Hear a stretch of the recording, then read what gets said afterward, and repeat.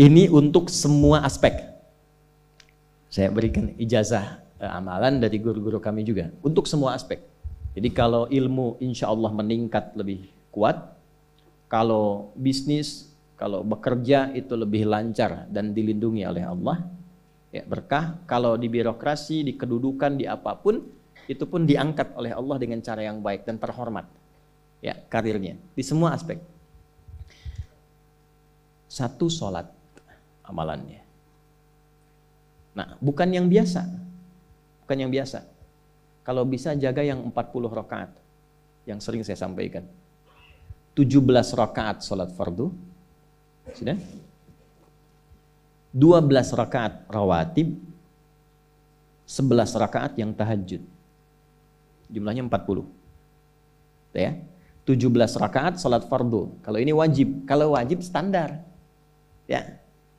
Mau kaya, mau tidak, ya sholat 17 rakaat juga. Mau pintar, mau tidak, 17 rakaat juga. Jelas ya?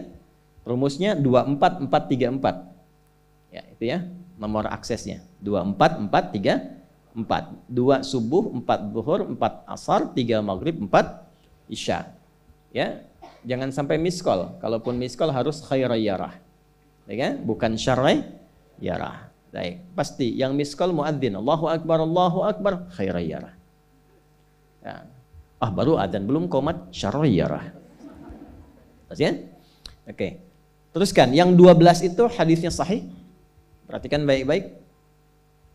Man shalla isnatai asyrata rak'atan fi yaumin wa lailatin. Siapa yang menunaikan salat sunnah 12 rakaat yang mengiringi salat fardunya siang dan malam.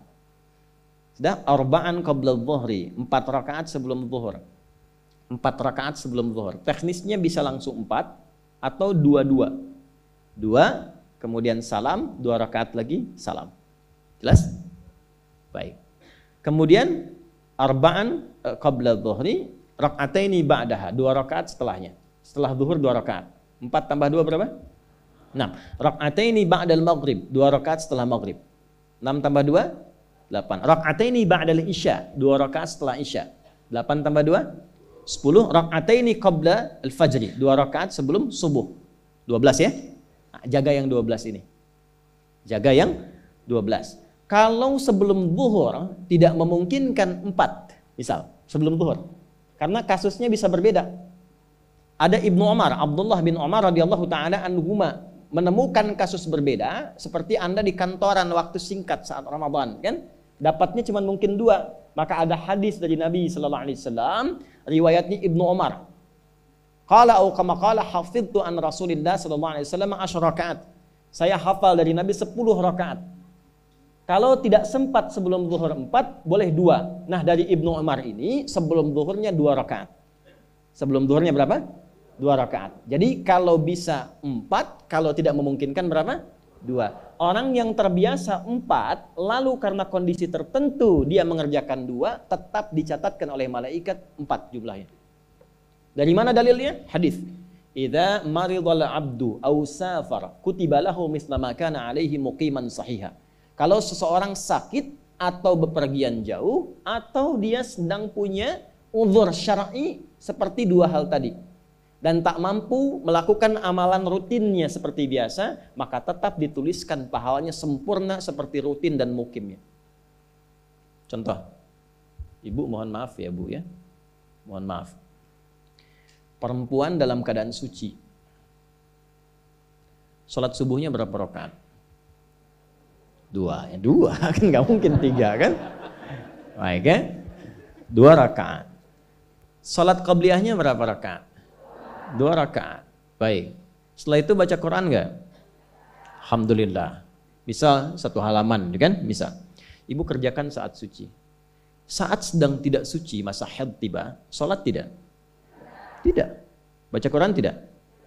Nah, kalau punya kebiasaan sholat, baca Quran, dan tiba masa haidnya, itu pahalanya tetap dituliskan sesuai kebiasaannya.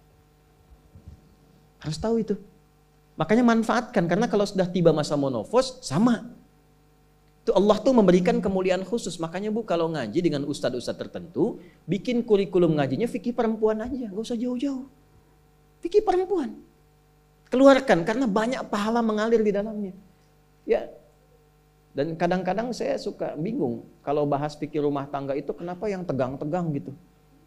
Sekarang fikih parenting sekarang tuh kayaknya menegangkan antara surga neraka aja tuh.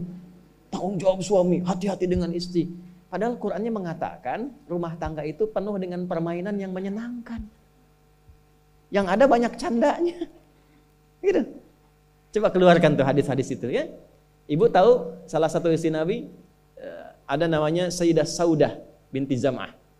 Itu sepuh, Bu. Usianya sekitar 70 tahunan ke atas.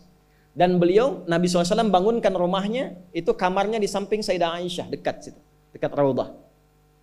Sepuhnya luar biasa, hobinya bikin makanan, masak. Satu kali ketika beliau sedang ngolah tepung, Nabi pulang, pas kemudian bagiannya Sayyidah Saudah binti Zam'ah datang sedang ngolah tepung, atau dalam riwayat atau kama hadas, itu dicolek tepungnya, bermain, bercanda, dicolekkan di keningnya, di kening istrinya. Nah, itu sudah sepuh. Dicolekkan, masih bercanda, masih tertawa. Kalau bahasa kita masih panggil sayang gitu. Ini kapan kakek nenek masih bilang sayang dan canda. Ini penuh dengan demikian ya. Ini yang mau saya kembalikan deh, ya nilai-nilai tadi. Jadi kembali ke sini, Bapak Ibu sekalian, kembali ke sini. Ya urutkan lagi, kita agak cepat masuk ke dalam pembagiannya. Detil pada pembahasan ini, satu sholat 40 rakaat. Sudah? Yang fardu sudah dalilnya. Yang rawatib sudah, terakhir yang 11 rakaat yang salat malam. Ya, 11 rakaat yang salat malam. Nah, ini 11 rakaat ini bisa warming up dulu 2 rakaat tanpa baca surat Al-Fatihah saja. Di Allahu Akbar langsung Al-Fatihah. Tidak pakai iftitah, tidak pakai surat selain Al-Fatihah. Allahu Akbar, ya, a'udzubillahi minasyaitonirrajim. Bismillahirrahmanirrahim. Alhamdulillahirabbil alamin sampai waladhdallin, selesai amin langsung rukuk. 2 rakaat. Seperti itu namanya khafifatain. 2 sholat ringan, warming up untuk persiapan supaya hatinya itu bisa khusyuk, badannya bisa agak anget sebelum memulai tahajud. Barulah kemudian tunaikan 2 rakaat setelah itu, 2 rakaat setelah itu, 2 rakaat setelah itu, ujungnya tutup dengan 1. Ya, itu riwayatnya ada di dalam riwayat Abu Daud, nomor hadis 1367 dari Ibnu Abbas radhiyallahu taala anhuma. Ya, juga disampaikan dalam riwayat Ibnu Umar radhiyallahu taala anhuma ketika beliau mengatakan dari Nabi sallallahu alaihi wasallam, "Shalatul laili mathna mathna, fa idza khasya ahadakumul fajra falyutir rak'atan wahidah." Kalau pengen mulai tahajud 2 rakaat dulu. Sampai merasa enak. Dan tolong ingat ya, tolong enggak usah panjang-panjang dulu suratnya. Untuk berlatih 11, mulai dengan 2 dulu. Kalau belum sempat 11, 2 dulu. 2 rakaat aja, tolong mohon jangan paksa tambah 2 rakaat. Itu pun bangunnya jangan terlalu malam. Jangan terlalu awal malam. Subuh jam berapa sekarang? Terjadi perbedaan pendapat. Oke, 4.25 lah ya. Misal 4.21, 4.20 lah. Pas ya. Misal kita ambil tengah-tengah 4.20. Sudah, bangun 4 kurang seperempat. Jam 4 kurang seperempat. Karena hadisnya mengatakan ada persiapan sebelum wudu. Ya. Karena Nabi sallallahu alaihi wasallam adalah kebiasaan Nabi sallallahu alaihi wasallam idza staiqadha min naumihi, kalau bangun dari tidurnya fajalasa, duduk dulu. Duduk. Wa masaha biyadihi min athari naumi, kemudian menghapus bekas ngantuknya. Ya, menghapus jejak ngantuk dengan bagian tangan yang bersih. Itu kan butuh waktu. Ya. 4.15 bangun. Duduk dulu, atur alarm. Ya, alarm mungkin ya 3.15, 3.30, ya, kemudian jam 4 terakhir. Alarm pertama untuk mematikan alarm kedua siap-siap alarm ketiga sadar. Ya, kan begitu kan? Ya. Ya begitu, itu rumusnya. Nanti kalau sudah ayat tahajud, masuk Al-Isra, nanti saya jelaskan. Itu ada isyaratnya di Quran. Bukan isyarat alarm ya, tapi isyarat perjuangan kita untuk bangun. Jadi 4 kurang 15 itu adalah persiapan supaya jam 4 bisa wudu. Ya, begitu jam 4, thumma dhahaba ila shinin mu'allaqah, pergi ke tempat kemudian berwudu, tempat tertutup, wudu, selesai, balik lagi, kan 4.20 adzan kan? Misalnya 4.10 mulai sholat. Kalau 2 rakaat kan nggak lama-lama. 5 menit, witirnya 1 menit, 3 menitnya istighfar, nunggu subuh. Ya, bacanya jangan tinggi-tinggi. Al-Falaq, An-Nas, witirnya Al-Ikhlas. Besoknya Anda sudah bosan 4 rakaat. Ad-duha, al-insyirah, al-falaq, an-nas, al-ikhlas. Besoknya terus sampai bosan tambah 6 rakaat sampai konsisten 11. Jelas? Mulai dengan seperti itu, 11 tambah 12, kan berapa? 23 tambah 17, 40. Tolong jaga ini, selama hidup tunaikan aja. Kalau tidak percaya, silahkan coba, nanti lihat apa perubahan yang terjadi dalam kehidupan. Demi Allah saya katakan silahkan coba. Yang kedua Al-Quran. Yang kedua apa? Al-Quran. Kan ada 3 tadi ya? 1, salat, kedua, Al-Quran. Jangan lewatkan 1 hari tanpa baca Al-Quran. Walaupun hanya 1 ayat. Walaupun hanya 1 ayat. Walaupun keterlaluan sih 1 ayat itu. Ya. Alif, Lam, Mim, dah. Pesan Ustaz kan 1 ayat. Nun, dah. Okay. 1 halaman. Nah, biasanya begini, semakin banyak dibaca, semakin terjadi perubahan yang berbeda. Kalau ingin nguji begini, hari ini baca 1 halaman, besok baca 2 halaman. Nanti lihat perubahan yang terjadi antara hari ini dengan besok. Pasti ada pengaruh.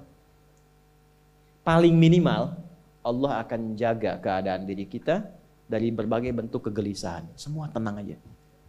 Ada masalah apapun, kasih ketenangan, kasih ketenangan. Dan ketenangan itu paling mudah melahirkan solusi. Jelas? Oke, 2, Al-Quran. 3 kira-kira apa?